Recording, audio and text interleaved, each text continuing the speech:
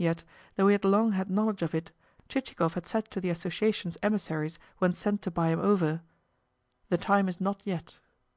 But now that he had got all the reins into his hands, he sent word of the fact to the gang, and with it the remark, "The time is NOW." Nor was he wrong in his calculations, for, within the space of a year, he had acquired what he could not have made during 20 years of non fraudulent service. With similar sagacity he had, during his early days in the department, declined altogether to enter into relations with the association, for the reason that he had then been a mere cipher, and would have come in for nothing large in the way of takings. But now? Well, now it was another matter altogether, and he could dictate what terms he liked. Moreover, that the affair might progress the more smoothly, he suborned a fellow tchinovnik of the type which, in spite of grey hairs, stands powerless against temptation; and, the contract concluded, the association duly proceeded to business. Certainly business began brilliantly.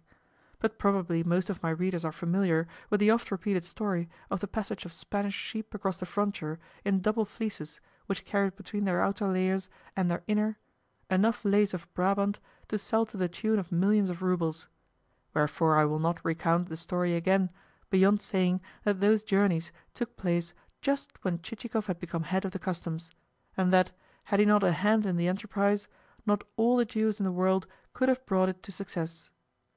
By the time that 3 or 4 of these ovine invasions had taken place, Chichikov and his accomplice had come to be the possessors of 400,000 roubles apiece, while some even aver that the former's gains totalled 500,000, owing to the greater industry which he had displayed in the matter. Nor can anyone but God say to what a figure the fortunes of the pair might not eventually have attained, had not an awkward contretemps cut right across their arrangements.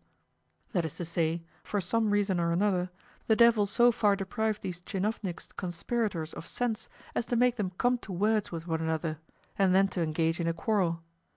Beginning with a heated argument, this quarrel reached the point of Chichikov, who was possibly a trifle tipsy, calling his colleague a priest's son; and though that description of the person so addressed was perfectly accurate, he chose to take offence, and to answer Chichikov with the words, loudly and incisively uttered, "It is you who have a priest for your father," and to add to that, the more to incense his companion, "Yes, mark you, that is how it is."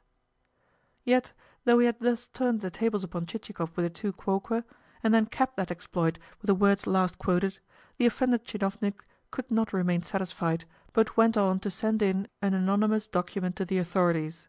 On the other hand, some aver that it was over a woman that the pair fell out, over a woman who, to quote the phrase then current among the staff of the Customs Department, was "as fresh and as strong as the pulp of a turnip," and that night birds were hired to assault our hero in a dark alley, and that the scheme miscarried, and that in any case both Chichikov and his friend had been deceived, seeing that the person to whom the lady had really accorded her favours was a certain staff captain named Shamsharev. However, only God knows the truth of the matter. Let the inquisitive reader ferret it out for himself. The fact remains that a complete exposure of the dealings with the contrabandists followed, and that the 2 tchinovniks were put to the question, deprived of their property, and made to formulate in writing all that they had done. Against this thunderbolt of fortune the State Councillor could make no headway, and in some retired spot or another sank into oblivion. But Chichikov put a brave face upon the matter, for, in spite of the authorities' best efforts to smell out his gains, he had contrived to conceal a portion of them, and also resorted to every subtle trick of intellect which could possibly be employed by an experienced man of the world who has a wide knowledge of his fellows. Nothing which could be effected by pleasantness of demeanour, by moving oratory, by clouds of flattery, and by the occasional insertion of a coin into a palm did he leave undone, with the result that he was retired with less ignominy than was his companion, and escaped actual trial on a criminal charge. Yet he was stripped of all his capital, stripped of his imported effects, stripped of everything. That is to say, all that remained to him consisted of 10,000 roubles which he had stored against a rainy day, 2 dozen linen shirts, a small britchka of the type used by bachelors, and 2 serving-men named Selifan and Petrushka.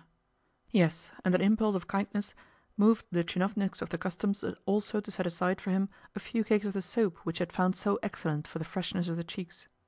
Thus once more our hero found himself stranded.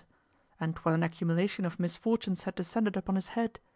though, true, he termed them suffering in the service in the cause of truth.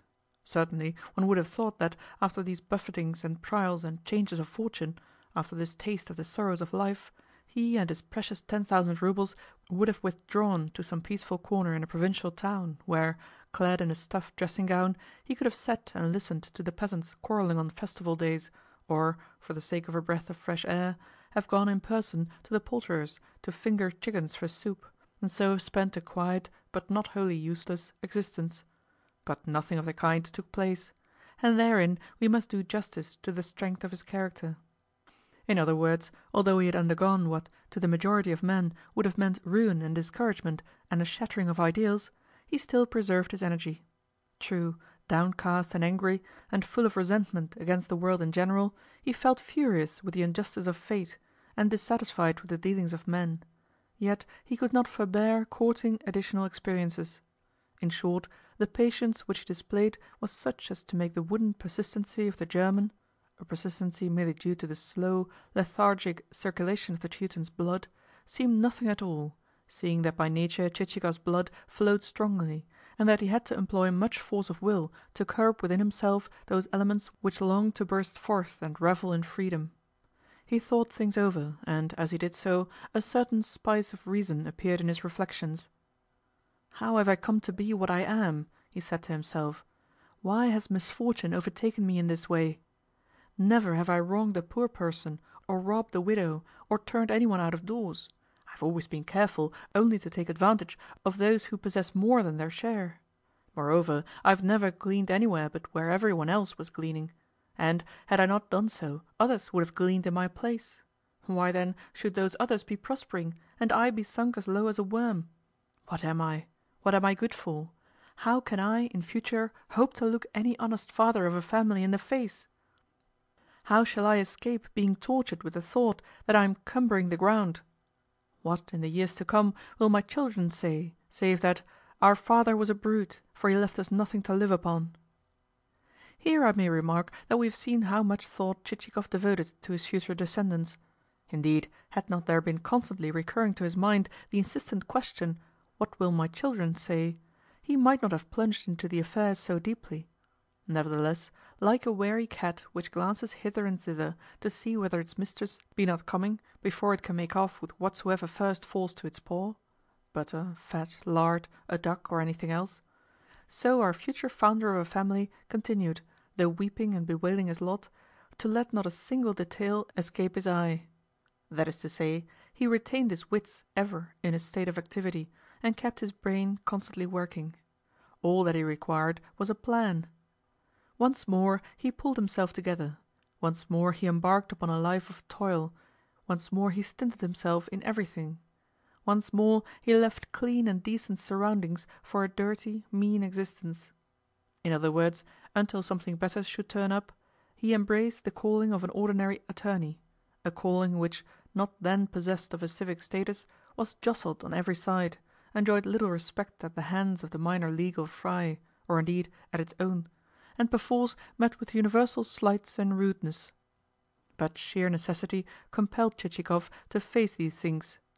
Among commissions entrusted to him was that of placing in the hands of the public trustee several hundred peasants who belonged to a ruined estate.